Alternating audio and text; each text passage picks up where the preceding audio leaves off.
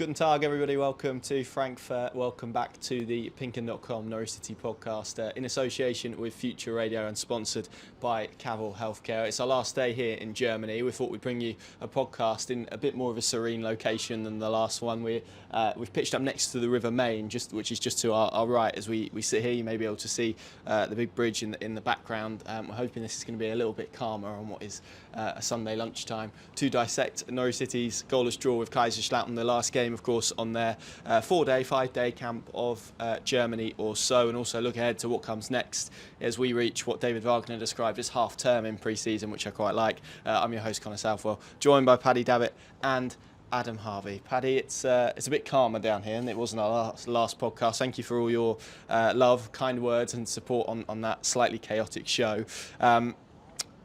Let's talk about the week that's been then. I mean, it's been a really lovely week here in Germany, hasn't it, for us, and I guess from a football perspective as well.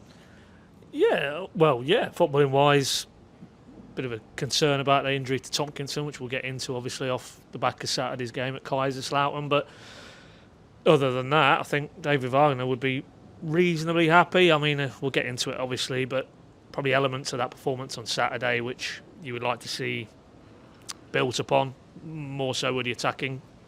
I thought defensively, again, in terms of shape and the positional work they've done, you can see that coming through, and maybe we're getting a sense now as we move through pre-season that the initial focus was on that structure, that shape, new players to integrate in Stacey and Duffy and Kellen Fisher to a lesser extent. And maybe now, as he termed it yesterday to you, after the half-term break and then they go again, we might start to see more with the ball. And of course, for me, I've written about it in my pointers, which have gone up online earlier today. Sarah's the key kingmaker for me in terms of can they build on a defensive system that he seems to be putting in place and really add a goal threat and a chance creation threat, because there was, let's be honest, wasn't a lot of that after the sort of first 20 minutes or so on Saturday, albeit some freak weather patterns and rafts of substitutions didn't help the flow of the game. But yeah, I think purely on yesterday's showing, you'd be a little bit questioning of what they're trying to do with the ball in the final third. So, but in the round, yeah, great trip. Yeah, I think we've enjoyed it. It's been good. I'm just waiting for some American couple to come past with some apple wine. That's what I'm hoping for, but I don't think that's going to happen. But as long as the geese behind us don't attack us, we'll be all right. Yeah, absolutely. It seems Sunday seems to be a day where everything kind of shuts down in Germany a little bit, as we've just found out, going looking for various bits and bobs to bring back to England. It's our last day here. We fly out later tonight. I think Norwich are already back in England, having flown back last night, so we've had an extra day here compared to them. Adam, I was gonna ask you about the weather, because for as bad as it was for me and Pad, we were in the big stand with at the back of it, obviously covered. I mean, you were right in the forefront of it. It was so bad the players were basically taken off the pitch at one stage, which I don't think I've ever seen in a game before. I don't think, certainly from memory. I'm sure some people have some great stories of freak weather that maybe has forced Norwich City off the pitch. The only one that really comes to mind is that, which is again slightly different, but that League One game against Walsall, where they had like the big cauldrons on the pitch and they were burning, trying to unfreeze the pitch essentially, which didn't work. I mean, you were in the midst of that thunderstorm as it was. I mean, you've dried out a little bit now. Just tell us a little bit about what that was like to be pitch side when it was hammering down, and the lightning and the thunder and whatnot. Well, yeah, I mean, yesterday, according to the weather, was supposed to be 32-degree heat, so I was kind of preparing myself with sun cream and everything yesterday morning. Safe to say that was soon washed off. I mean, first half, there was a few droplets of rain here and there, and it seemed to happen that every single time I got my laptop out to upload some of the images to the system, the rain would start coming down, so I swiftly put my laptop back away. But it was manageable in the first half, but yeah, that second half, I was stood right behind the goal. And yeah, the heavens just opened, like, all the lightning, everything. It was. You didn't have a jumper? No, I didn't. I was in just a t-shirt, my shorts, and I had like a vest thing which you have to wear there with like, sort of your accreditation in the front. And thankfully that probably soaked up a lot of the moisture for me, because if not, I feel like I would have had a pretty horrible journey home on the train, feeling very damp. But yeah, I ended up keep going to the sort of halfway line where there was a little bit of shelter. Although the only issue with that was there was about 15 young Kaiserslautern fans who seemed to quite warm to me, and they wanted high fives every single time I walked towards the halfway line. So I think we ended up doing about 50, 55 high fives probably over the course of a 10-minute period when the rain was coming down. But yeah, I did slightly fear for the worst at one point, thinking, we've come all this way and the game might be abandoned if it continues. But of course, it was only sort of a 5-minute delay, and we soon got back underway, albeit not much action happened. So we probably could have called the game at 60 minutes and said, yeah, no, that's job done. Yeah, and I think they would have recognised you from your Cuban baller appearance, as we spoke about on the last pod. But yeah, Pad, I mean, let's start. Actually, I'll ask you both this question and kind of gauge the mood as we depart Germany. That seems like an apt thing to do. I'll start with you, Paddy. Are you feeling more optimistic about Norwich City's prospects next season than you were before you came on this trip? Less optimistic, or would you say around the same? That seems like a good way to gauge where we're at the moment.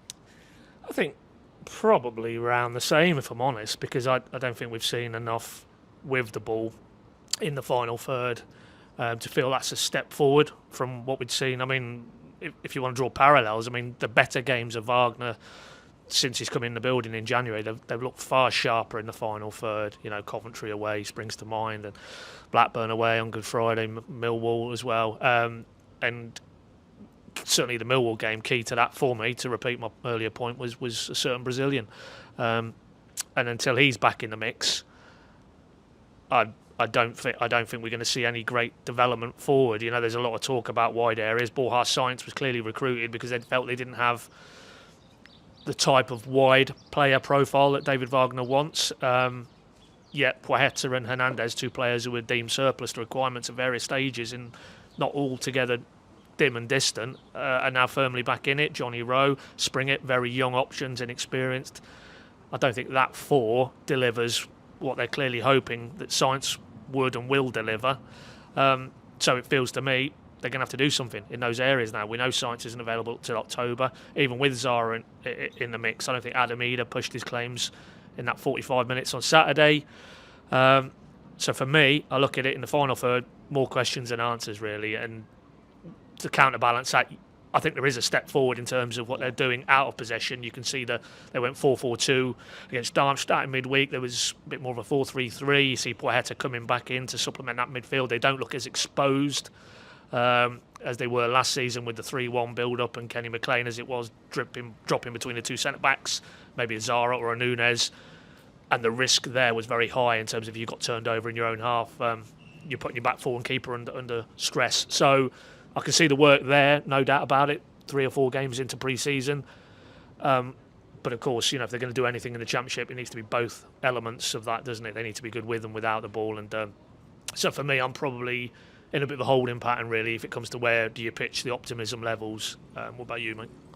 I would agree pretty much with everything you said. I don't think I have a lot to add to what you said, and we'll speak more about the creativity in a moment. But yeah, I feel pretty much the same, to be honest. I feel like we've seen good stuff and maybe some questions answered, but we've also maybe seen more questions thrown up that as yet don't have answers. Adam, what about you? Where do you kind of feel you are on the Norwich City optimism spectrum, I suppose? Yeah, I mean, obviously I wasn't at Kings Lynn, so the only game I'd seen prior to Germany was the pretty drab draw at Barnet. So to me, it probably was a step forward watching them at Darmstadt. Certainly from a defensive perspective, they were pretty solid against what will be a Bundesliga side this season. And I thought Nunes was sort of starting to show some creativity in the midfield in that game, and I don't know, maybe had a little bit more optimism. But then yesterday, probably felt like another slight step backwards. Albeit we spoke about the sort of mitigating factors of the weather and the fact you're changing the team so regularly. But I feel like certainly moving forwards now, we've obviously got the games against Alkmaar, Toulouse and Olympiacos. Obviously, I think David Wagner will probably be starting to maybe shape the team that will start in the Championship, and we maybe see players get more minutes and players that will maybe come to the forefront that will be starting against Hull. And I think that's maybe when I'll judge them a little bit more harshly, maybe, and maybe make more of an opinion on how I feel they'll do this, this forthcoming season. But there certainly still looks to be maybe a lack of confidence in certain players as well. I mean, Adamida had what was a pretty good chance in the first half, and again, he's striker with a really sort of in a rich vein of form, bit of confidence about them, probably heads that towards the goal, and it's almost as if he wanted to put it back across the box to maybe give someone else an opportunity where it probably looked a better opportunity for him to try and score. So hopefully in the next coming weeks someone like Adamida will get a goal in pre-season, and that will just boost his confidence. And maybe we'll start to see some more, sort of further steps that Norwich will be able to compete, well in the Championship this season. Yeah, it's a bit of a thankless task pre-season, isn't it? Because you go and stick 6 past Kings Lynn, and it's we probably and supporters as well are going, oh well, it's Kings Lynn. There's 4 divisions difference, obviously a massive financial gap and a massive quality gap, and then you come to Germany, you score 1 goal, and maybe we're talking about creativity again, and maybe a lot of these discussions are framed on or hinged on to the back of how last season ended. I don't know, but it has been a concern now probably for 12 months really, Pad, that lack of creativity they have in their squad. I'm still looking at it and look at the wide options that they have at this moment in time. That's a quad bike, by the way. Onel Hernandez, Przemysław Pocheta, Christos Schollis, John Rowe, Tony Springett. They all strike me as wise players, wingers, who, so to speak, who want to latch onto the end of something, i.e. a quality pass, and that's probably why we've seen Marcelino Núñez look good so far in this pre-season. They don't have probably what you would describe as those creators, those technicians. It all feels a bit one pace to me in terms of those wide areas, in terms of personnel, and I think that's probably why the conclusion at the moment feels like they're going to have to find an external solution to what they have at the moment. Obviously, we don't really know what Borja Sainz will bring to the party, but if you look at his data and you look at what he's been throughout his career, he's largely been a player who latches onto stuff rather than this kind of I'm loath to say Emi Buendia style player, because they're 1 in a million, right? But it's that type of creative presence, that ability to unlock something, to create a chance, because we can talk about Adam Eder and we can talk about Ashley Barnes and we can talk about Josh Sargent, but ultimately they're not having chances created for them, and I guess the concern is that is a lot of what we saw last season as well. So that concern around the creative areas and maybe the question of where are the goals going to come from doesn't quite feel like we spoke a minute ago about the questions maybe that have been thrown up by this trip and by pre-season so far. Doesn't necessarily feel like we have the answers to that yet. No, what we don't is a simple answer to that, but I think we do need to reiterate that we're really probably only at a phase where it's been about fitness primarily and structure and discipline work without the ball. I think now this next phase of pre-season running into Hull, I wouldn't be at all surprised if the focus shifts, and it might coincide with Zara, because he is an intrinsic element of that final third template. And hitherto, I mean, we saw him at the open training session. He looked to be moving, no problems, looked to be taking a full part in the session. But obviously now you would think maybe Alkmaar with the first sight of him in terms of on the pitch. And now he is fully available. I think maybe you'll start to see more focus on the training pitch. I mean, we, like I say, go back to Thursday's training session, and a lot of it was with Narcis Pelac taking groups and working on wide area drills. There was one drill where they shifted the ball along the back line, and then Duffy was hitting long diagonals on Bamba Daly, long diagonals to a wide player. There was another drill where it was actually about McCallum on one side, Mumba on the other, getting back into those defensive shapes. So for me, I'm not overly concerned, because I think maybe the focus is lay elsewhere in terms of Wagner and his coaching staff and what they deemed was the base line that they needed to work on. But if we're sat here, rolled it on, and we're the other side of Alkmaar, and we're the other side of Toulouse and Olympiacos, and they haven't scored a huge amount of goals, they haven't created a huge amount of chances, then you have a real right to be worried then, because the league season is on top of them then, and I don't think you can suddenly expect it to come and fall into place. We would need to see some irrefutable and empirical evidence over these pre-season games that remain that he has decoded some of the issues that dragged them down that performance level the back end of last season. Parking, obviously injuries to senior players, but 1 win in 13 post Millwall, the lack of goals, the lack of chances they're creating, all of those issues are probably what's underpinning this sense of I'm not seeing much difference so far in pre-season, but I think you do have to give them an opportunity now with Zara in the mix, and potentially maybe 1 or 2 other additions if they can do their work. And then then the time to judge them for me would be post Olympiacos, because certainly right here, right now, you would have justifiable concerns about where are the goals going to come from and where are the chances going to be created. It's all rather disjointed and off the cuff, and and I think the players are trying to sort of, almost take on board what Wagner is as a coach is and Pelach. And it's worth reiterating, Pelach looked very heavily involved in that open training session. You observe him on a match day, he seems to have really been brought into the camp and given a lot of responsibility. But he's only new to David Wagner and his coaching staff in terms of Norwich. He's certainly new to that group of players, and it's going to take time. You can't suddenly, if it is something they're trying to bring out of these players that David didn't have prior to Narcissus arriving, then it's going to take time. And as I say, I think it would be premature to make any definitive conclusions right here, right now. But by the same token, what we witnessed in the main against Kaiserslautern was a lot of what we saw at the back end of last season, and that clearly isn't going to be good enough to get them upwardly mobile in the table. Yeah, which is kind of the point that I made really, because you're almost looking at this debate, I guess, through a slightly skewered prism, because you're hinging it onto the back of last season, right? Which you might argue is a just thing to do, and you can argue is an unjust thing to do. But I've used this expression before on here. It goes back to me. It's like I think I even used it as early as last season, where it's like you're driving a car and you have the warning light on. It feels a bit like that at the moment. But I think the one thing I would add as to why this maybe feels different this time, and this is where I'll bring you in, Adam, is that you speak to David Wagner and he kind of admits that. I asked him yesterday about creativity, and he said openly that he wanted to add at least one to that area of the pitch. Poeta spoke about it as well, and maybe there was work to do offensively and getting that creativity that they need. So then there seems to be an acknowledgement inside the camp that it is an issue, which, it's one thing recognising an issue and another thing addressing it, but that at least suggests that there is some willingness to investigate that, which wasn't the case last summer, I would suggest. Yeah, I think last year there was a lot of alarming issues, both offensively and defensively, and the one thing I can say is there has been progress from a defensive standpoint, so that's definitely something they've targeted and they're working on. So for me, probably now moving forwards into the next sort of 3 weeks of pre-season, it is pretty crucial that they probably get some business done in those attacking areas and bed them in, and hopefully sort of get them into David Wagner's way of playing, and hopefully we will see some improvements. Of course, I can imagine the coaches are aware with all the data and stuff they've got now. They'll be monitoring the games and the sort of chance creation, and they'll be building, to hopefully that whole game, and we'll see some, certainly in terms of an attacking perspective, a lot more chances created, and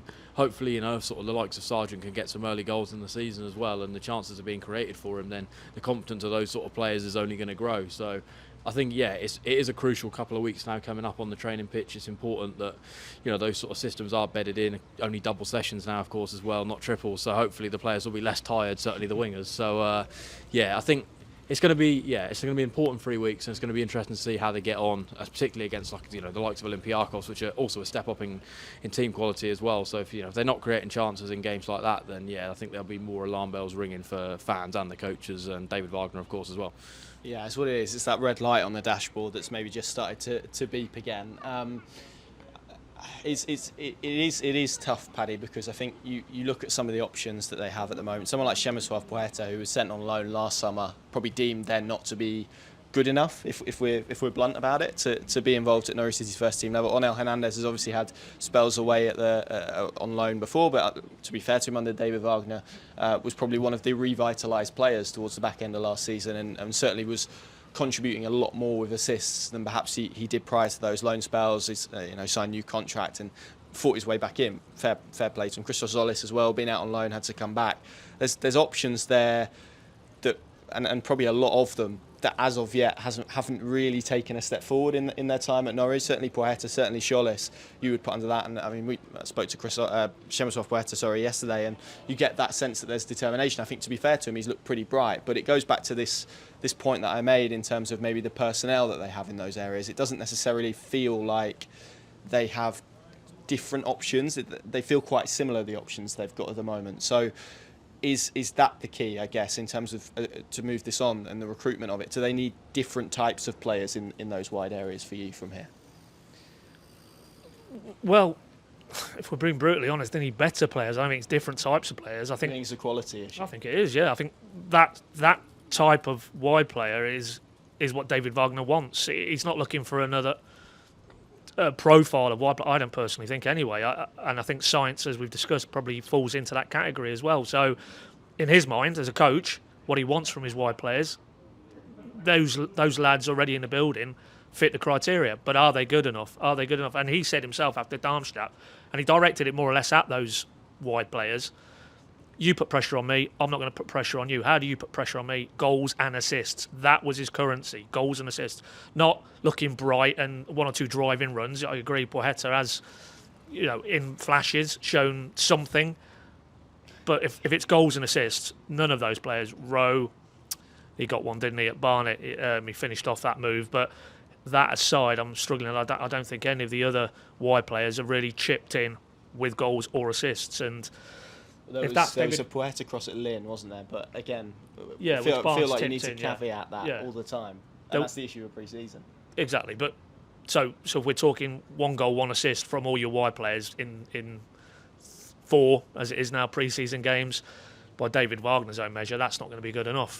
Certainly not when the real business comes around. So I think it's as simple as that. I don't think they're looking for a different type of wide player, and that these individuals don't fit the template. Because if they didn't, I don't think they'd be anywhere near it now. He'd have moved them on. They wouldn't have renewed on Hernandez's contract. They clearly feel his attributes complement what David's trying to do in the final third. I just think they're, sadly, all good lads in their own way, but quality-wise, I don't think they move Norwich in a direction that we feel they need to be moving in if they're going to get in and around seriously that top 6 conversation this season. And I think Sainz, while of course we hadn't seen him in the flesh, but purely his numbers in a Turkish top flight team, okay, who got relegated, but his own numbers in goals and assists, again, that measure that David's applying such importance to, suggested he was an upgrade. And sadly, we know he's going to be out until October. So, I mean, Onel Hernandez, there was that spell, to give him his due,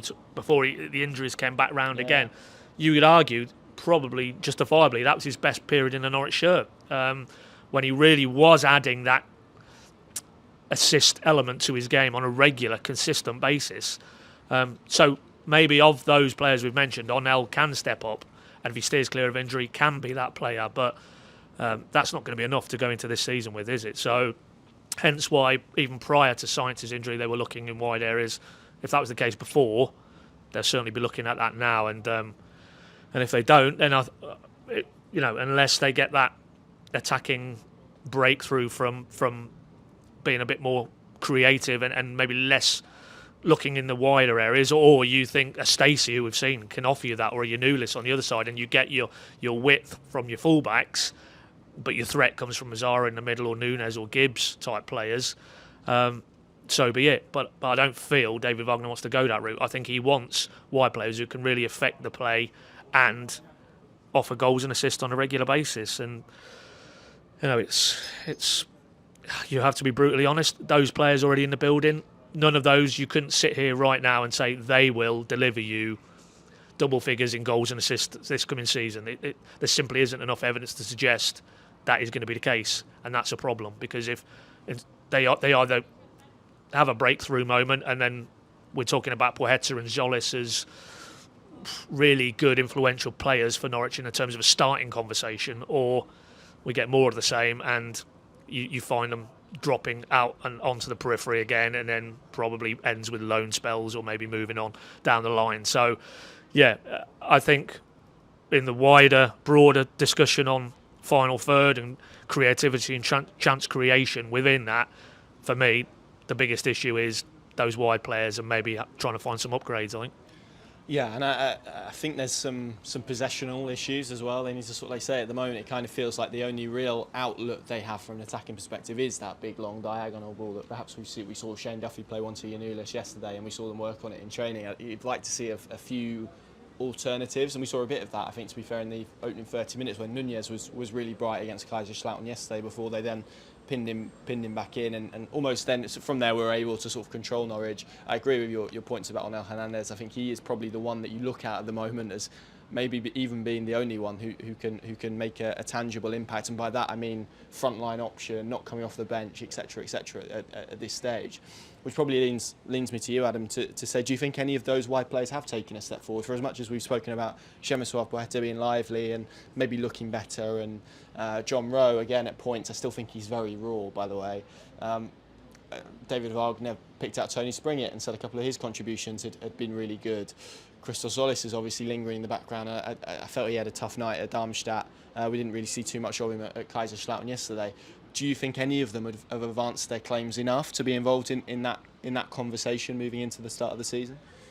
Probably not, if I'm being honest. As Paddy already spoke about, goals and assists is the measure that you're going to take of most of your wingers, and 1 goal, 1 assist so far in 4 games is not good enough, and that's all come from Blaheta. So he's probably the one that's maybe marginally taken a step forward. Of course, had a pretty disrupted spell at Norwich with loan moves and injuries, and he's obviously been dug out for various criticism as well at different points for the money they paid for him. And obviously retrospect the sort of what he's given the football club back has not been to the sort of levels of what they paid for him. So he's probably the one that maybe I'd be tempted to throw in at some point early on in the season just to see how he gets on. But slightly concerned he's maybe in sort of the Dan El-Sinani mould, where we saw sort of lots of bright sparks from him last time in pre-season, and he maybe started the season quite well but swiftly faded, and obviously that's ended up with him being shifted out the Carrow Road door. So he's probably the only one. I mean, Jolis looks in very good shape, but so far again nothing to really tangibly suggest that he's making sort of pushing on David Wagner's door, knocking on his door and saying, look, I need to be starting games. I've certainly not seen anything from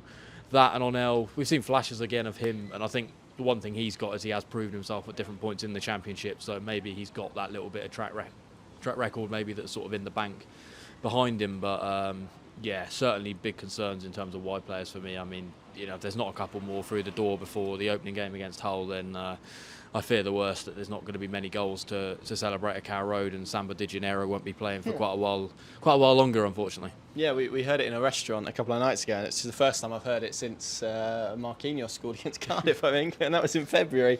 Dear me. It's an interesting. Ben Lee, who does some analysis bits, I can't speak, does some analysis bits for us, really good bits as well, included a quote from Jurgen Klopp, who we know obviously David Wagner is very influenced by. They're very similar styles of play, to the point where actually a lot of what Norwich have done sort of out of possession, in possession with their build-up, has resembled the changes that Liverpool made when bringing Alexander-Arnold into midfield, and that's helped them solidify. It's a similar kind of thing with Norwich, not exactly the same, but similar kind of principles. There's a quote in there from Jurgen Klopp about how, on the theme of creativity, that counter-pressing can be better than any playmaker, because of obviously you win those moments in transition, you have space to attack, you can create overloads, and that is where the creation from chances come. Do you see a scenario, Pad, where we end up with that, where Norwich are relying on the system as opposed to maybe the conversation that we've had about individuals to create those opportunities that they need to win games in the Championship? And I guess as a second part to that question, does that mean a change of approach from everyone in terms of how we look at games? Because it feels, again, maybe I'm not speaking for everyone here because it's a subjective view, right? But to some people, dominating a Championship football game, they'll want to see Norwich play with lots of possession, be really creative in attacking areas with the ball, kind of maybe some really intelligent technical decisions in the final third. Are we going to have to accept, and maybe this feeds into a conversation that we kind of had on the last podcast, that Norwich aren't going to have as much possession as they had last season, aren't going to be maybe as dominant with the ball in games, if we are going to move to a system whereby Norwich are relying on the structure of it to create the chances for them rather than the personnel? Well, 2 points on that. I mean, if that's born out of what Liverpool have done, that's all well and good, but Liverpool have individual game changers. It's the idea, I guess, isn't it? It's that idea of. I know, but but what we're saying is, if Liverpool have a system based on that, it's not just the system for Liverpool, is it? It is because they have X factor players. They have a Mane before, Firmino in his pomp, maybe Gakpo now, and as I say, the main man, Mo Salah. So I don't think it's one or the other for me. I think you can have that robust system and the counter pressing element of it, which is definitely something David Wagner wants to incorporate, because that's in his DNA, as you say, as a coach, and the sides that he's built elsewhere. But I think you do need the individuals within that system to maybe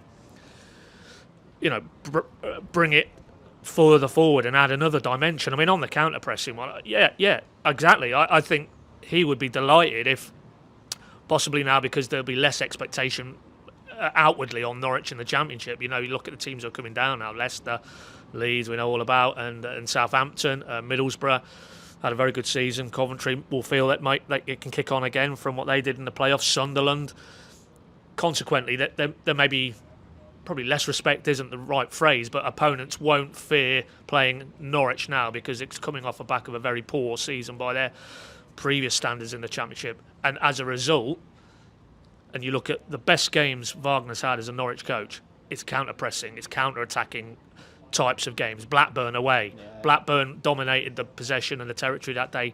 Bang, Norwich on the counter. Zara, Hernandez, Liam Gibbs that day for the first goal. Early in his reign, Preston away, Coventry away. Both those teams, when they were vulnerable, Norwich were devastatingly good and effective on the counter.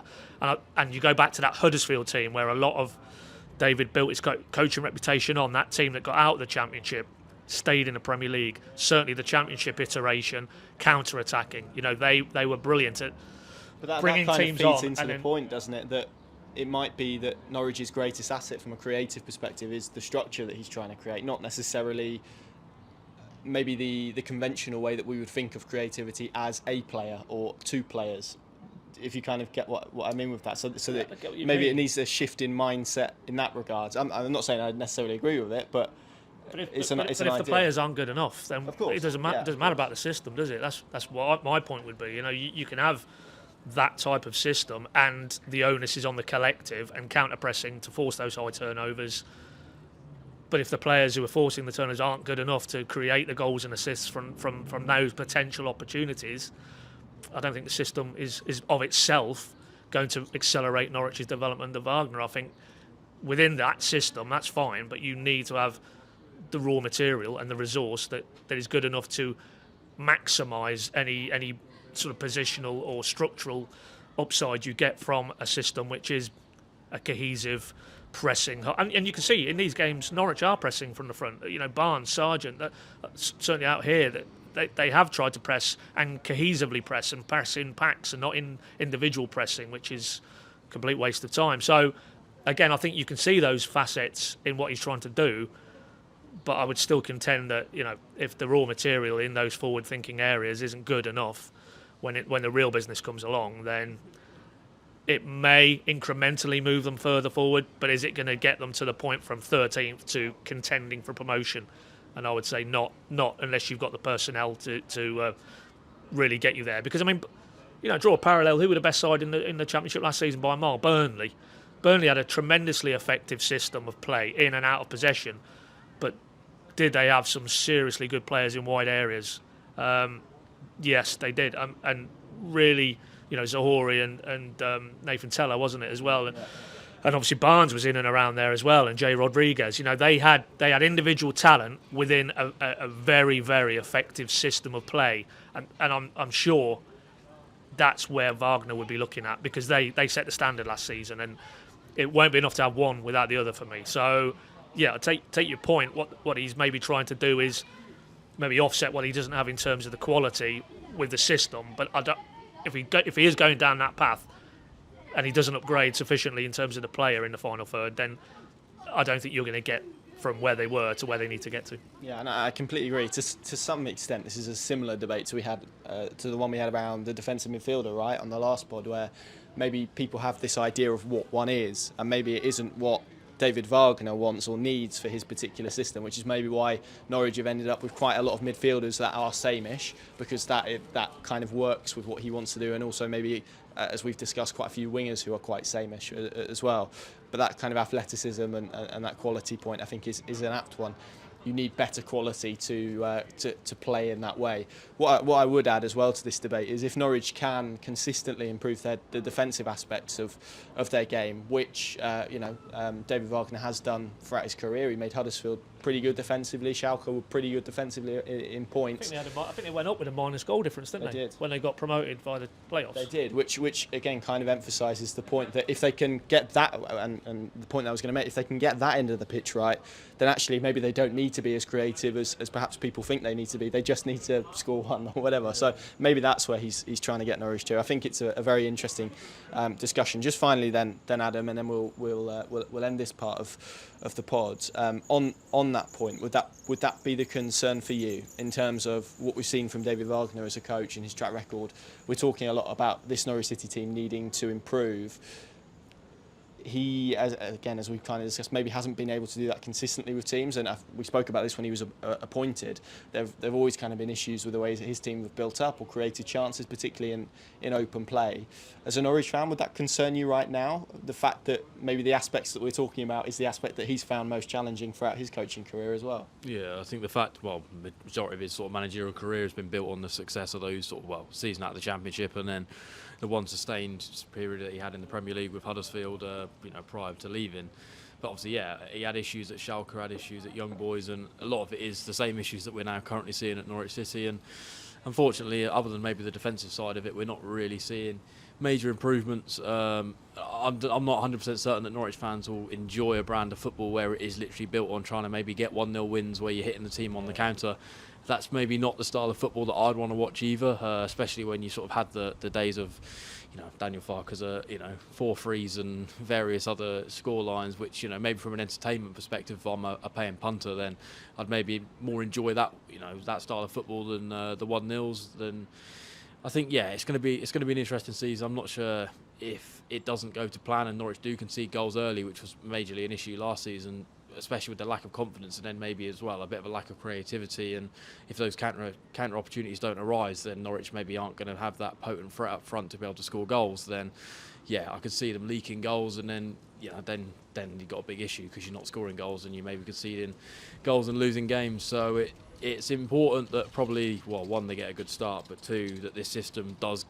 They need the players for what he wants to play quickly through the door. And I think there's a question that we'll probably come around to, which is sort of around him saying he wanted 80% of his squad in place for Germany. I mean, the sort of weeks are ticking down now, and it's soon going to be the opening game of the season. And currently with what they've got in the door, I'm not 100% certain they've got the players to fully equip to David Wagner's system.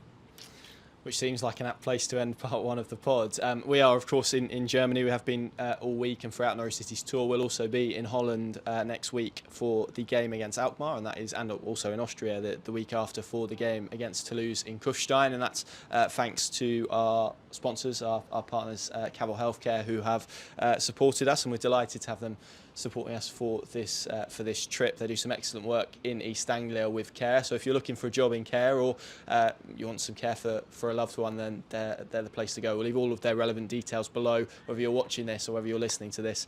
You should be able to find them. So go and check those guys out, and we'll leave you with a little message from them before we come back for part 2 of the podcast.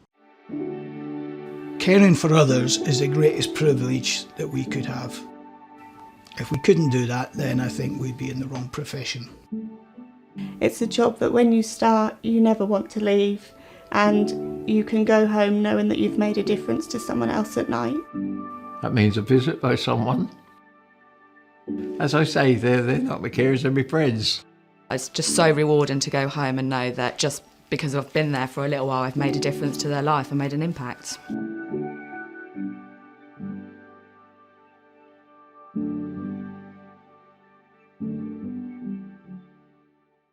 And our thanks again to Cavell Healthcare for their support on this trip. It's interesting the way we left that debate. We're kind of talking a lot about systems and structures, and it's interesting. It kind of makes me think back to the debate we had around Dean Smith, where there was a lot of conversation around kind of what Norwich City fans wanted. And we can't speak for Norwich City fans. As I said, it's subjective. Everyone feels differently. But at that point, it felt like Norwich fans wanted a commitment to a style of play and a system and a brand of football, which David Wagner certainly brings. I don't think you can dispute that really. It's quite specific would be the point that I would make. And it's interesting because when you are embarking on this journey of implementing a new style of play, and we saw this again with Daniel Farke, you need credit in the bank, you need good messaging, probably good PR. He doesn't really have, and probably credit in the bank as well, or maybe at least a bit or a view that maybe it's going somewhere. And it's interesting, a lot of that debate, Paddy, spoke about sort of hinging on to back of last season and how that was so negative. And we've already heard people talking about, and fans and other people as well, about how crucial that start of the season is. We're sat here, 20 days or so to the start of the season, and we're still saying he hasn't got key pieces of his system. It's going to be really difficult for him if they don't arrive, because he doesn't have that goodwill to, I guess, buy his time, does he, at the start of the season, and that goodwill that people will go with him if those aren't in place. There's a lot of expectation that's going to be put on him and his system and his way of playing, and maybe actually the success of that is in the hands of Stuart Webber at the moment when it comes to recruitment. So it's an interesting situation that we're in at this moment. Yeah, there's a lot of facets to that, because we're framing it in terms of inward business, but you've got the situation with Aarons, you've got the situation with Rashida or Omabama Daly. I think there's an expectation he moves on as well, and that all has a knock-on impacts. It's fine in terms of the finances they might generate. Heckled by a ship here. I know, yeah. That's a new one, yeah. He's not an Ipswich fan, is he? It's that's one of the longest boats I've ever seen. What's I can't read the name of it. Some sort of container ship, isn't it? Yeah, but it's Ipswich Blue, but we won't digress from that one. Completely lost my train of thought, but yeah. So, and also, and I wrote about it again today in the point is, there is this sense that as much as it's adding new faces, they've already got, 25 were out here in Germany, not including one or two back home who didn't travel, younger ones or were injured, or Aarons or Rashida, those type of Sarah players. didn't play. Sarah as well. So I think there'll have to be an element of trim to this as well, more so the younger players, the Springets maybe. If Rowe's not deemed to be part of it, does he move on? And in terms of loans and some of those younger centre-backs, of course, we wait to see, how long-term this Jonathan Tompkinson ankle ligament injury is from Saturday's game. But there's a lot of plates that he has to shift, while the main business of all of this is preparing to hit the ground running from August the 5th against Hull. And while it's, in certain respects, when we're discussing what's going on with Norwich this summer, it probably is unfair to hark back to last season and the overhang of that. I think in the very narrower confines of the sense around David Wagner and how he needs to get off to a good start, that inescapably is interlinked intrinsically with one win in 13, with an abject downward spiral in performance and results and lack of goals, the Carrow Road factor, an ending misery at Carrow Road for too many months towards the back end of the season. And we know that the toxicity that unleashed in the direction of the sporting director and the club more broadly. So you'd be very naive to think that goes away with a new season, a new kit, one or two new players. No, that will only be dispelled if, 5-10 games in, they've got points on the board, they're winning games, there's a sense of a footballing strategy coming together that's robust and effective in the Championship. And if none of those things are in place after 5-10 games, he will start to feel the heat, no doubt about it. Externally, I'm talking about, because I don't think the fan base, certainly those long-suffering ones at Carrow Road, are going to stomach many more Carrow Road games to the ones they got served up from February onwards. And that's, if you're David Wagner and you're not expecting that, or Stuart Webber or anybody in that club, then I'd be very surprised. They will know full well that it's imperative to shift the mood. As much as you can shift the mood with a reasonably positive pre-season, some new signings in the building who look like they can improve what was in the mix. The only thing that's really going to shift the mood is when it comes round to 3 points on a Saturday or a Tuesday, that Norwich are in a position now to actually feel that they can accumulate enough to be at the right end of the table and in that top 6 conversation. Yeah, which probably segues us nicely, Adam, into where we currently find ourselves in the transfer business, and we'll come on to some of the questions that we've received from listeners. So thank you to everyone who sends them in, and we tend to put a tweet out or a Facebook post out if you'd like to come and ask us a question, or of course there are more conventional methods, I guess. You can email, or you can even write us a letter if you want. I think you can still do that, can't they? So if you want to get a question to us, you can find us, I'm sure. How are you feeling about Norwich City's transfer business at the moment? Because as it stands, I guess we can flip this and we can add Vincente Leyes, Kellen Fisher. That's it, isn't it? Am I missing any of the younger ones? We can add those type of signings to it, but essentially we're talking about 4 first-team signings at this stage.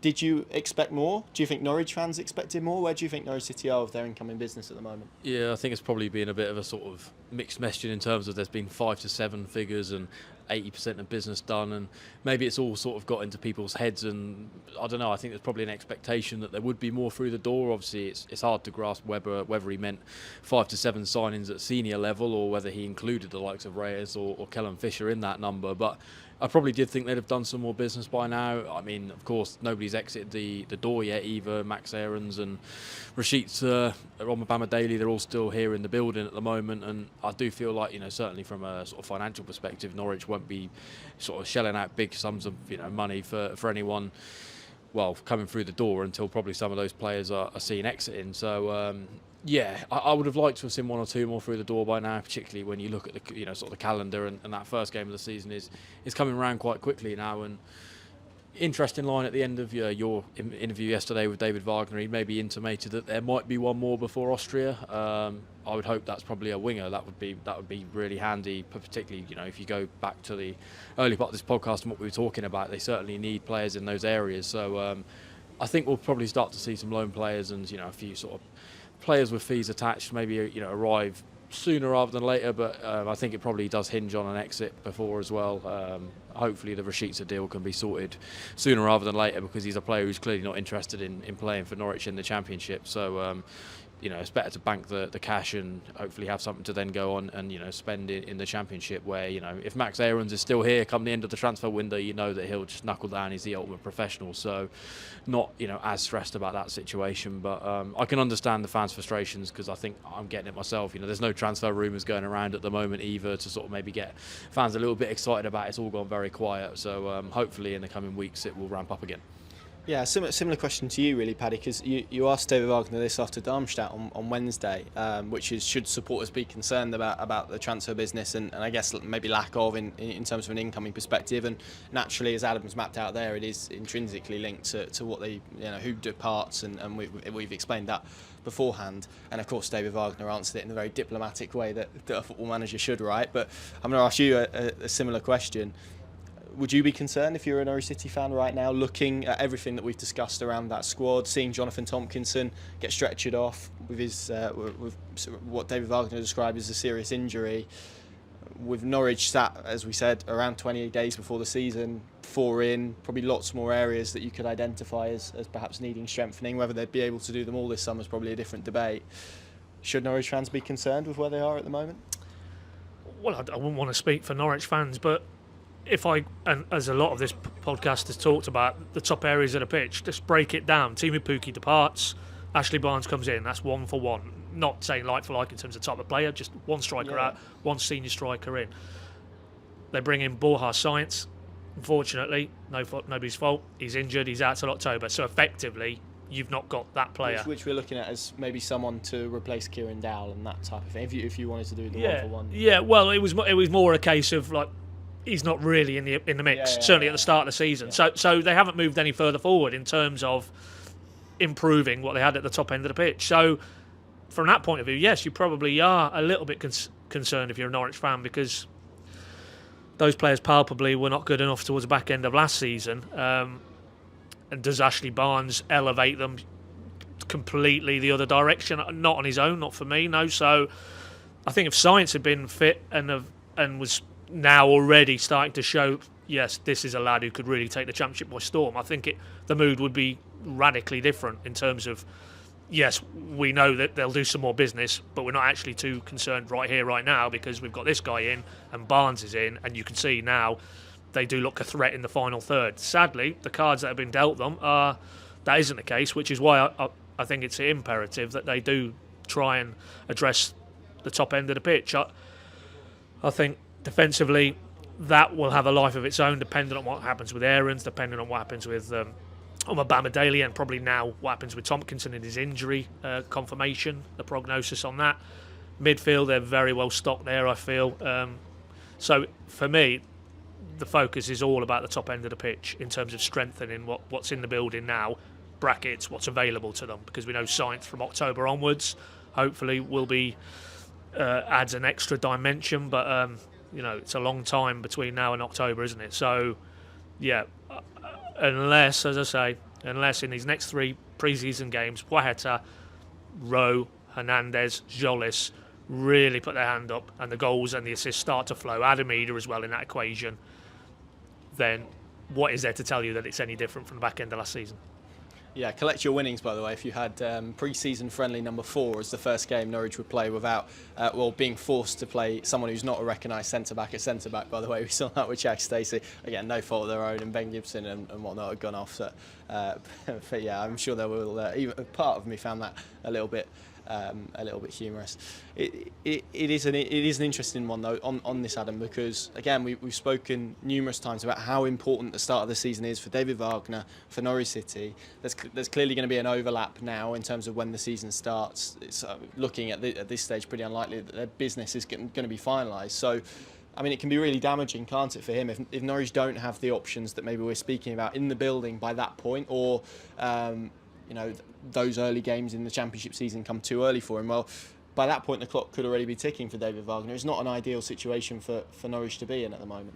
No, certainly from a transfer perspective. I mean, depending on where a lot of the business is going to be done, but you can imagine if it gets later on in the window and they're bringing in players from Brazil or elsewhere or across Europe or wherever it might be, these players are going to take time to adapt. So it's not just a case of they're arriving late in the window when the season's already started. It's also that adaptation time, as we saw with Zara. We didn't really get the best out of him until probably January, February time, and Nunez is only really now starting to maybe starting to show some flashes of what he's about. So I think most Norwich fans would have preferred to see more players through the door early, and I think David Wagner as well. The 80% of the business line was the one he came out with, and whether that was sort of linked in as well with the business at the door. We know that Max Aarons has obviously been away with the England under-21, so that's obviously stalled any potential negotiations with transfers over that period. And on Daly, you can imagine they'll be wanting to try and get the sort of max premium price for him, and there will be clubs desperate for centre backs, particularly sort of in the top leagues in Europe, that will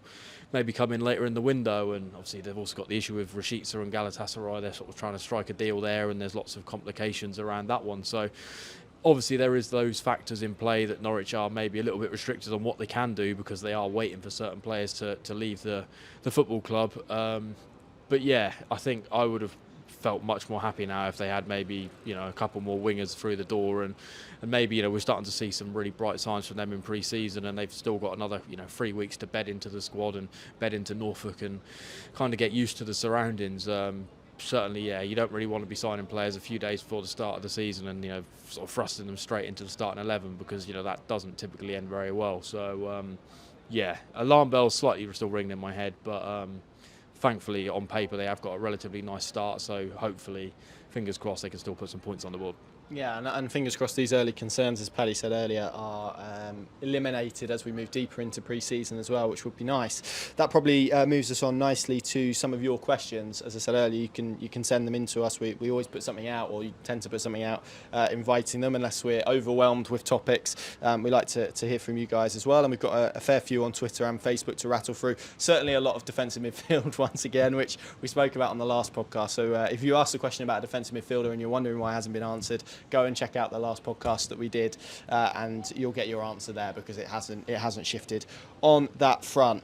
We're speaking about recruitment, so it seems like an apt place. You mentioned that quote from Stuart Webber, and 80%. Paul Frewer on Twitter has asked, do you think Wagner was anywhere near his hope for 80% of business completed before Germany? I'll probably switch Webber and Wagner, because it was a Webber quote, not a David Wagner quote. But yeah, do you think Norwich are anywhere near that 80% target at this moment in time? Oh, who knows? I mean, it's clear to me that wide areas they're still one or two short now.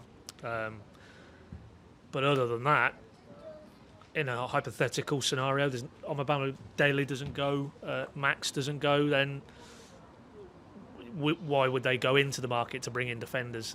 They just wouldn't do that. So again, I'll go back to David's rather cryptic quote, not quite Eric Cantona and fishes and trawlers, given we're behind boats here. But great philosopher. Yeah, but in Germany we have a saying: once one stone falls, all the others fall as well. So if that stone is an Aarons or Omabama Daly moving on, and then that triggers inward, then it doesn't really matter what figure was put on what time frame at what point of pre-season. They're now in the lap of other elements need to come together, and other parties obviously need to come together in terms of outs. I think Rashica will get done. There's more quotes from Galatasaray and today, Sunday, saying talks are ongoing. So the player wants that. I think the player's agreed terms with Galatasaray, personal terms. So I don't think there's too much that's going to hold that deal up. That's an interesting one, isn't it? Because from Norwich's perspective, that becomes really tough to hold out for, because Galatasaray will know Rashica wants to go there. They probably know Norwich want to sell as well. So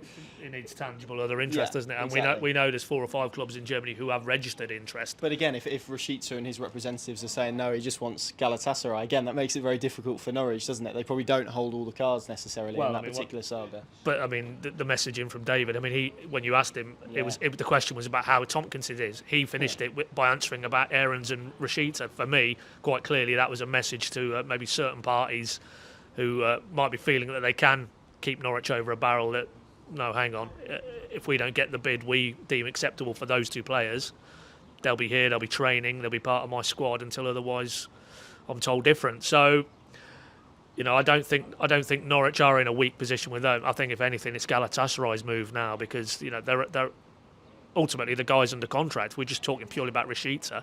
Norwich don't have to do anything. If you take David at his word, as he has been very keen to stress all through this summer, they're not in financially a position where they have to sell. They will sell if it makes sense for them, but they don't have to sell. It's not they're keeping the bank manager happy in that respect. So I think that will get done. And as I say, you know, the original question is Wagner going to be happy where they are at the minute? Well, he's been asked by you and me after these last 2 games, and he's seemingly very content with the pace of their transfer business, what they've done so far, what they hope to do from here to the end of the summer, and maybe he wouldn't convey anything else in more of a public setting, but you know, I think him and Stuart are in lockstep on this process this summer, and while science clearly is a huge blow, because I think they had earmarked him for a major part of their transfer strategy. Unfortunately, that isn't going to be the case in the short term, so they'll have to go again. But you can be sure, if science was top of their target list in terms of wide players, they'd have had lots of scouting work done, that they had other targets they could have dropped down, and maybe now they're going to maybe look in those areas.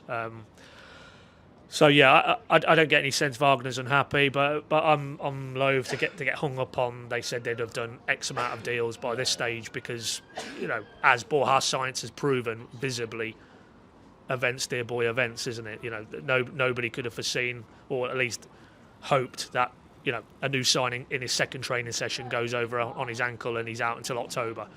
You know, that's just a really bad break for all concerned, isn't it? But you know, that's football, I think, as David said when he announced the news, and you know, they've got plenty of time between now and the end of the window to actually address those issues. So that shouldn't be used as an excuse. That they can still go out and supplement what they need to do. Certainly, from my point of view, in terms of wide areas, definitely. Yeah, and like we said earlier, there's an acknowledgement, and I think after the first 3 signings, definitely, when Norwich had signed more than any other Championship club at that point, there was certainly no one talking about lack of signing. So again, as you say, it's just where we are, I think, in the transfer window, and it's also natural, I guess, for fans to feel like that. But let's see how it ends up at the end of the season and end of the window. Sorry, my hope is, and you know, as we've said throughout this, I think they will do more. I think they're likely to do more. Stuart Webber in his post-season media spoke about maybe not changing enough last summer. You just hope those regrets aren't the same moving into this season. Question from Chris Holmes and from Munchmeat on Twitter. I'm going to combine the 2. Chris has said the latest on Gabriel Sara's return, which I'll answer. They've done it was on Friday. They held an open training session at Darmstadt. Gabriel Sara was involved in all of that, so he is not a million miles away. He partaked in all of the particular sessions. Obviously didn't feature yesterday. That was deemed to be a little bit too soon. Wouldn't surprise me if we saw him at Alkmaar, but if not, definitely Austria. Obviously an appendix operation, so one that needs to be managed a little bit more cautiously. And then I'll attach Munchmeat's question, Adam, and I'll throw it at you, which involves Sara but also Nunez, and they are asking which are their optimal positions. We've obviously seen Nunez in pre-season playing a slightly deeper role. We've seen him play as a number 10. We've seen him play as a double pivot. Where do you think Nunez and Gabriel Sara are best suited in this Norwich City team? Yeah, well, I was actually really impressed with Nunez against Darmstadt, playing in the number 10 role, of course, got his goal. And he looked really creative, almost, well, obviously a very different player to the likes of Emi Buendia, but you can certainly see he's got a pass in him which could probably unlock certain defences in the Championship. So for me, based on what I've seen, I could probably see him playing in that number 10 role. I thought, yeah, that was probably the position that I felt he's looked more comfortable in, where Gabriel Sara, based on David Wagner's opinion, will probably more likely play alongside a Kenny McLean a little bit deeper, but obviously, of course, he will be, have the opportunity, as we saw at the end of last season, where he will get himself in and around the box for shooting opportunities to try and score goals. Of course, I think in previous times at Sao Paulo he has played in that slightly more advanced attacking position, but I think probably if you take David Wagner at his word, I could probably see him being the one who plays slightly more deeper with Kenny McLean when he start the Championship season, or Liam Gibbs. So yeah, Nunez though, for me, I'd like to see him in that number 10 role against Hull. Really like, to see maybe what he can do in the Championship in that position, because I didn't necessarily feel at certain points last season him playing deeper is where he maybe wanted to play. He sort of, if you looked at his sort of facial expressions against Darmstadt, he looked more comfortable and sort of in his natural habitat playing in the number 10. So of course that's up to Norwich fans to maybe make their own opinion on that, but of course it will be David Wagner who ultimately will make the final decision on where he sees those players. But yeah, certainly if I saw the opening day team sheet and Sarr and McLean were the sort of two with Nunez slightly further advanced, then I would be relatively happy with that. Yeah, and I think Nunez has looked good in both positions actually that he's played. He's had a pretty decent pre-season. Alex Bainham has asked Paddy, are there any fringe players, including youth, who have played themselves into the first team squad? One player that immediately sprang to mind when I thought of this was Callum Fisher. I think he's been really good, really promising in the bits that we haven't seen too much of him, but the bits that we have seen of him, and clearly still raw. And I don't think we're saying he's going to be a frontline option or anything like that, but he's not done himself any harm, has he? Well, I think we had this conversation, and if you're being honest, out of him or Mumba, who's caught the eye more? And you'd have to say that young man, even younger than Mumba. And it was a nice anecdote told to me by one of the City officials yesterday, that when Callum Fisher, bearing in mind his backstory, he's come from non-league Bromley, when he first walked out onto the pitch at the Fritz Walter, he was almost in awe of his surroundings, and probably just can't quite believe how his life and his career is moving at a pace. And but that said, and okay, it's the caveat that it's early in pre-season, he looks quite fearless. It doesn't seem to faze him. And naturally now, some of the media that accompanied him from Bromley, they spoke about when he first broke in there as an even younger player. He just took it in his stride. He just felt he belonged in that company with grown men, and was able to step up, and his performance levels. And so far, with huge caveats, he doesn't look out of place. So yeah, I think if he continues on the same trajectory, he's more likely to be, bearing in mind you can name 9 subs in the Championship this coming season. At the outset, I could see him being in the first team mix for a matchday squad place. I don't see him getting dispatched to the development / a back out on loan anytime soon. I think he's really added something, because he brings that sort of enthusiasm and probably that wide-eyed innocence element, but that can be infectious and rub off on others. And to answer the question, yeah, I think him and Johnny Rowe as well. I mean, worth reiterating that pretty much wrecked season last season through injury. But prior to that, he just had his Premier League breakthrough. Looked like he was going to be the next cab off the rank in terms of exciting young players to come out of the academy. He's probably grown up and probably matured. I mean, I think you spoke to him, didn't you, after Kings Lynn, wasn't it? And he talked about how he'd turned those negative experiences into positives. Vibes. He's pure vibes. Yeah, exactly. So, and some of the things he does, I quite like. He's very raw and combative, not always channeled in the right areas. He got booked at Darmstadt, but he could have got booked for about 3 previous challenges, and he just needs to dial that enthusiasm / aggression down, or channel it. But of that younger clutch, I think those two have stood out for me in pre-season. And I think if they continue the way they're going, then it'd be very hard for David to sort of, at least at the outset, not have them in his thoughts for a match day 20.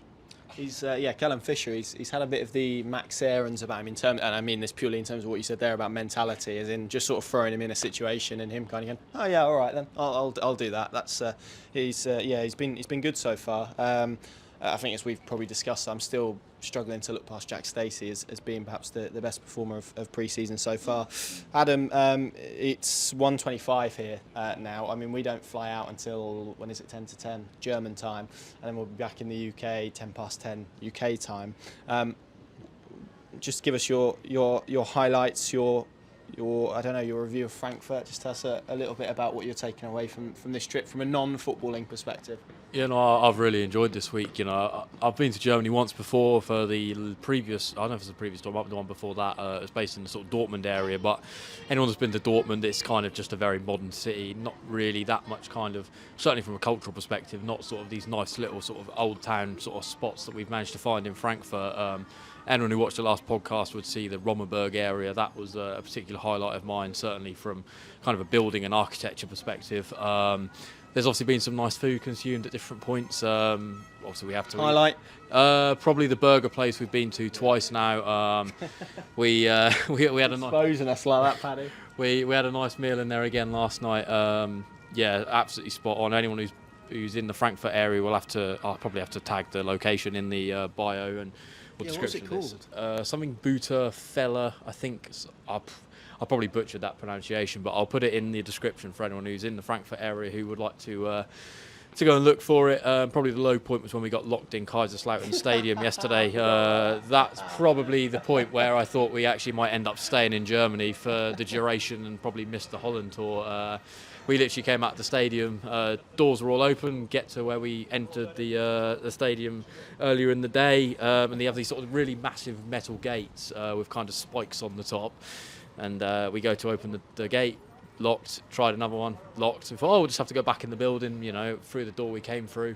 That had obviously locked itself on the fact when we came out of the door. So at one point it did look like we might have to climb the 10-foot drop. I was weighing it up. I was looking over it going, can you get over there without a broken leg? I don't know. But like Guardian Angels, I don't know whether they were the Kaiserslautern media team. They were definitely in the press area. They came through and thankfully Paddy, with his limited German, managed to get enough out of them to open the gate for us, and we managed to make our train with 5 or 10 minutes to spare. Thankfully, a delay as well, actually, on that. So, which is not usual for German efficiency. So, yeah, all in all, I've absolutely loved it. The weather at certain points has been challenging in terms of the heat. I'm not really a person for the heat, and obviously yesterday, the one game I probably wouldn't, or one day I wouldn't have minded it being slightly more overcast and dry, is the day that it absolutely, you know, floods it down with rain, and I'm stuck in a monsoon in sort of behind the goal at the Fritz Walter. So yeah, but all in all, I've absolutely loved it, and really looking forward to our forthcoming trips to Holland and Austria with Cavill Healthcare, obviously, you know, providing that opportunity for us.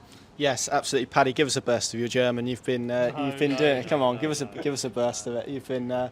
Sprechen Sie English? That's basically been the highlight of the German tour, which then they, as they are brilliantly skilled over here, are able to speak English to idiots like us. Pad, same question. Highlights, low points. Give us an assessment of the 4 days from a non-footballing perspective. I'm not going to add to Adam Judith Chalmers. Well, Harvey. I thought you'd want to add that you didn't have a burger.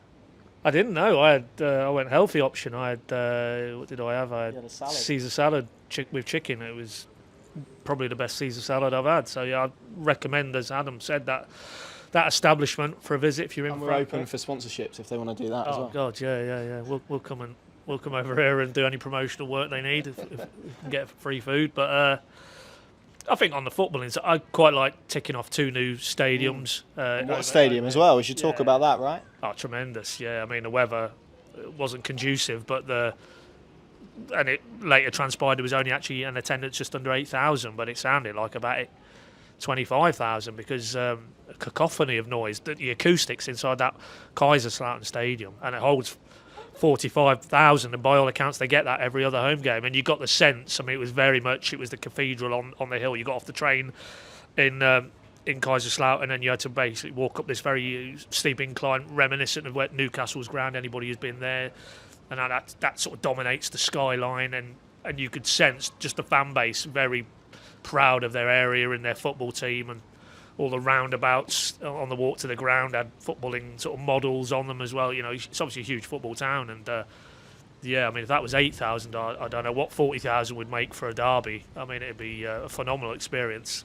So, yeah, I think just to add to everything Adam said, I think it's been a a very good trip, and probably one of the best podcasts we've done, I think.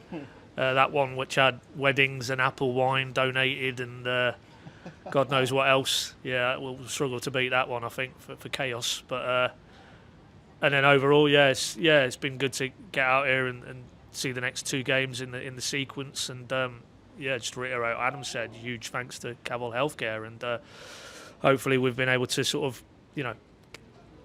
deliver the content that Norwich fans were hoping to get from out here, and we'll be in Austria and we'll be in Holland as well, trying to do the same thing as well, if we don't get locked into grounds.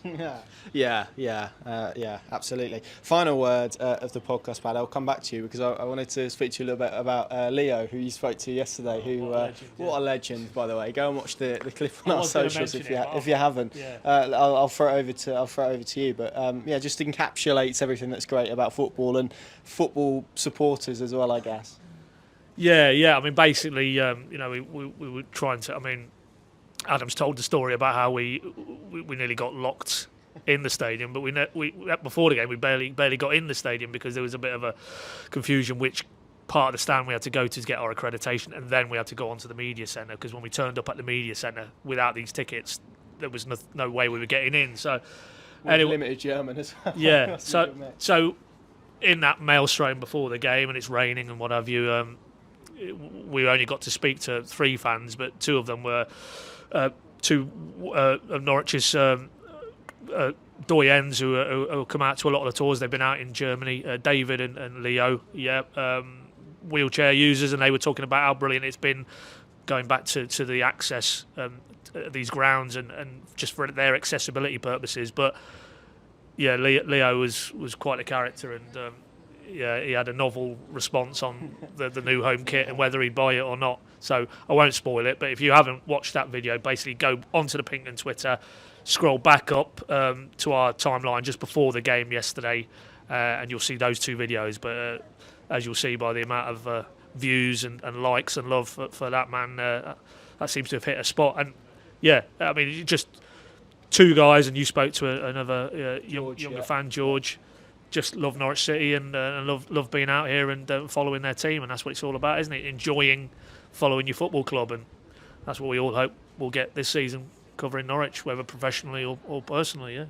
Yeah, absolutely. A couple of admin points to finish off with, but of course if you'd like to come on before a game and talk to us, then get in contact. I think our direct messages are open on the PinkUn channel, so you can do that, be it on here or whatever. You can as I said, various ways to get in touch with us, which I'm sure you're all very familiar about. And then also I wanted to say thank you as well to those watching on YouTube. We've surpassed 8,000 subscribers now, and I know plenty of you will be watching this who aren't subscribed to our channel, in which case, what are you doing? So make sure you do that, and then you'll get all of our videos throughout, as Paddy said, the tours as well. So I'm just sorry, Connor, to interrupt your polished sign off, but we don't really know their names, but the 2 chaps on the train as well going to I'm just going to affectionately nickname them the 20 pint pair. Yeah. But that was quite something. I mean, to be fair, it was you they recognised. Well, they did and they didn't. They sort of knew my name, and then they had me down as a commentator, and then working for the club, and so I don't think they were in a bad way. I don't think they were huge advocates of me or the PinkUn content, full stop. But random people you bump into. We're on a train going from our base here in Frankfurt down to Kaiserslautern. It's about an hour 20. And we picked the carriage where there's not just those 2, but there was another 2 lads, I think, in Norwich shirts who were from Attleborough. Yeah. So, but these 2, right pair of characters. We won't name them to save them, but suffice to say, they were drinking till 3. So Friday morning, Saturday morning, Friday night, apparently it reached the 20-point threshold, and one of them spent a lot of time in the train toilet cubicle, probably getting rid of a lot of that fluid out of various. Well, we won't even go there, but they were characters, and it was great to have a chat with them, wasn't it? And just get their sense on it. They were actually quite optimistic about Norwich's season ahead, and it's good to get those sort of perspectives. But how clear they were thinking after 20 points, I don't know. But hopefully they had a good night. We didn't bump into them again. No. So and I think they're on we're on a late flight, but they're on an even later one out of Frankfurt Harm tonight, aren't they? So hopefully they make their train and plane. And if they see us around Norwich at Carrow, they said they go to all the games. Come and look us up again. But yeah, we're keeping it real, aren't we? We're just men of the people, aren't we? Ultimately, so that's if you, I'm sure you boys, you're Norwich fans. I mean, you'd probably be out. Well, Adam, just as he told us, he's been out on previous tours as a fan. So it's just great. I mean, what's there not to like about coming to a place like this with this sort of weather and a few steins and watch your team play football? That's what it's all about, isn't it? It is indeed. Which unless you're a teetotaler like you, Connor. Yeah, that's true. I probably consume more Pepsi and whatnot, and various different than I ever have in this week. But it's been good. That probably leads us nicely to head back to England and say Auf Wiedersehen to all of you who've been following us this week in Germany. Thank you very much for doing so. As said, we'll be in Holland as well. That's just over a couple of day period, and Austria, which is a 3-day period as well, the week after. And then obviously it all ends with that pre-season game against Olympiacos at Carrow, and we'll be there as well. So. Everything to lead you into the season. If you get to take out a PinkUn Plus subscription and free trial, again, what are you doing? But come and join us. You can find all the details to that on our website. From Frankfurt, from the River Mine, and from the PinkUn team, thank you very much for watching, for listening, and we'll see you again very soon.